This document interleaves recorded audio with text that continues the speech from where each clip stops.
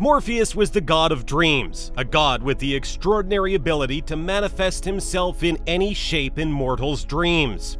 As his name says, he was the one who shaped and molded dreams. The Greek word morph means form. So in today's video, we are going to be talking on Morpheus in Greek mythology. So let's get started.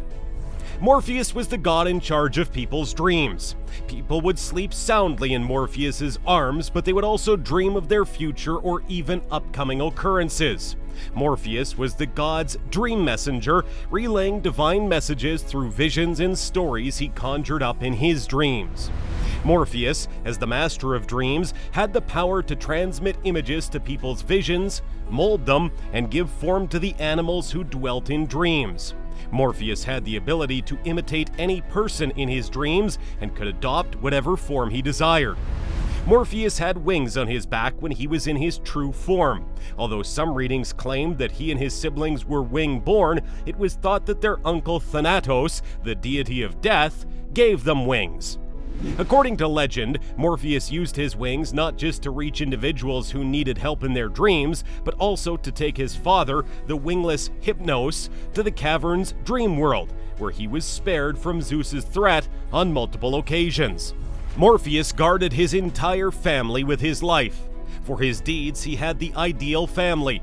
His father, Hypnos, was the personification of sleep, revered as both god and devil. His mother, Pasithea, was a goddess of hallucinations, while his grandmother, Nyx, was a goddess of night. And his uncle, the terrifying Thanatos, was responsible for the deaths of many individuals. Oneiroi, dreams, was the name given to Morpheus and his brothers. Icelus was in charge of the realism aspects of the dreams, Phobator was in charge of phobic or scary dreams, and Phantasus was in charge of the unreal, full of phantasms dreams. Morpheus's ability to oversee the dreams of heroes and monarchs, as well as influence the dreams of gods, made him the most powerful of his siblings. Morpheus's family resided in the dream world of Morpheus.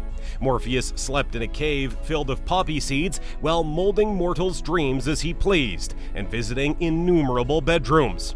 That mythological fact may explain why morphine, also known as morphium, an opium-based painkiller, was named after Morpheus. In that realm, the rivers of forgetfulness and oblivion were discovered, both heavily guarded by gates and supervised by two creatures who could readily materialize the fears of any unauthorized guests. In this family's nest, only the gods from Olympus were welcome. Morpheus was said to be one of the busiest gods, thus he didn't have a wife, at least according to Greek mythology. However, some interpretations envisioned him with Iris, the goddess of the rainbow and messenger of the gods. Morpheus is a name that has recently gained popularity due to its use in film and comic franchises. However, the name Morpheus has a long history reaching back to antiquity when Morpheus was one of the Oneiroi, or gods of dreams.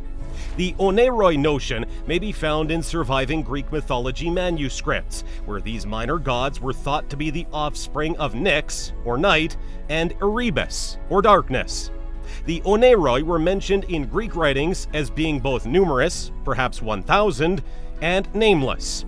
The Oneiroi were the daemons, or gods of dreams, who were in charge of both prophetic and meaningless dreams. The idea of the Oneiroi was developed further during the Roman Empire, particularly via the work of the Roman poet Ovid. In the year 8 AD, Ovid published his most renowned work, the Metamorphoses, in which he retold and reworked some of the most famous legendary tales. The myth of Morpheus, on the other hand, appears to be more than a retelling, as the Metamorphoses is the first, or at least the earliest surviving source to identify the god. As a result, Ovid would designate Morpheus as the deity of dreams. Morpheus is well known for his appearance in Ovid's version of the Alcyone and Ceyx story. Ceyx dies at sea after a storm, and Juno, or Hera, decides that his wife, Alcyone, must be notified as soon as possible. Juno sends Iris, the messenger goddess, to Somnus, or Hypnos, with the request that Alcyone be informed that very night. Somnus sends his son Morpheus into Alcyone's dream world, changing his look to match Ceyx's. Morpheus, as Ceyx, tells of his death dripping with ocean and orders that burial rituals be performed. Alcyone tries to take hold of her husband in her dream, but she wakes up as she reaches out to touch Morpheus. Nonetheless, Morpheus has done his work, and Alcyone now knows she is a widow. Morpheus, as Ceyx, tells of his death while dripping with seawater, and orders that burial rites be carried out. Alcyone seeks to grasp her spouse in her dream, but she awakens as she reaches out to touch Morpheus. Yet, Morpheus has completed his task, as Alcyone now understands she is a widow. Dreams were seen by the ancient Greeks as a portal to an unknown world that also represented reality. Dreams were frequently interpreted as prophecies, apparitions of real-time happenings, or messages from loved ones in the afterlife. Morpheus, according to Greek mythology, appeared to sleeping individuals and influenced their dreams. Under Zeus's guidance, the god Morpheus appeared to Agamemnon in his dream as his old advisor Nestor and talked to him. Then, believing that Zeus was on his side, Agamemnon rallied his army to combat. Instead, he suffered a significant defeat with many of his soldiers slaughtered. Morpheus is a Greek god whose name is now utilized in the English language for a variety of artistic reasons. To begin with, his name is used to represent the changing state of an object in the verb to morph. You may have also heard the phrase "in Morpheus's arms." This is figurative language used to describe the act of sleeping.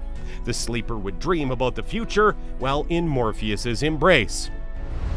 Morpheus, the god of the rainbow and another god's messenger, was summoned by Iris, the goddess of the rainbow and another god's messenger, to do Hera's bidding in another Greek story. Hera, the goddess's queen, desired Morpheus to inform Alcyone of Ceyx's death. The myth of Iris rousing the sleeping god to give his command is told by Ovid in his Metamorphosos. In the artistic world, the setting has become a prominent source of inspiration. In literary works, the god Morpheus's impact as the bringer of beautiful dreams or terrifying nightmares is reflected. Caliban, a creature in Shakespeare's Tempest, professes his desire for the tranquility of dreams and sleep. What do you think of this video? Let us know in the comments below. If you like this video, then like, share, and comment, and press the bell icon for the latest updates.